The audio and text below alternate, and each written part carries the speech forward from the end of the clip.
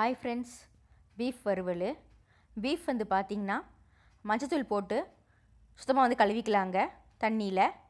மறுபடியும் குக்கரில் பீஃப் வந்துட்டு முங்குற அளவு தண்ணி ஊற்றி ஒரு 6-7 விசில் வந்து விட்டுக்கலாங்க.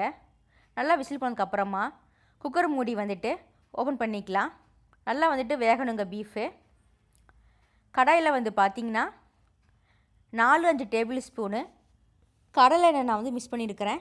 ஆயில் நல்லா சூடான உடனேயே ஒரு கொத்து கருவேப்பிலை மிக்ஸ் பண்ணிக்கோங்க. 2 பச்சை மிளகாய் மிக்ஸ் பண்ணிக்கோங்க. கட் பண்ண வேண்டாம், பச்சை மிளகாய் அப்படியே போட்டுக்கலாம். ஒரு பெரிய வெங்காயம் அதிகமாக தண்ணி இல்லாமல் அரைச்சி நம்ம மிக்ஸ் பண்ணிக்கலாம் ஆயிலில். பட்டை, கிராம்பு, ஏலக்காய் இதை வந்துட்டு அரைச்சிக்கலாங்க இஞ்சி பூண்டு பேஸ்ட்டு கூட சேர்த்தி.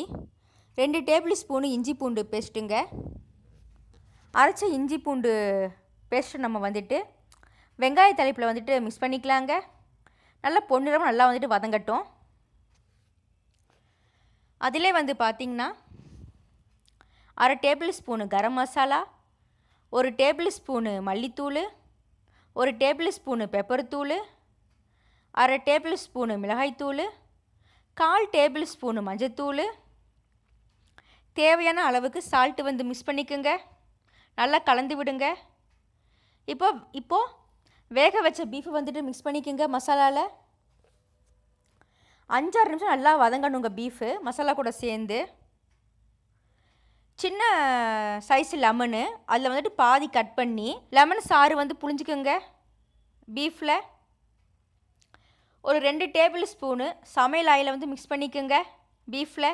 நல்லா கலந்து விடுங்க.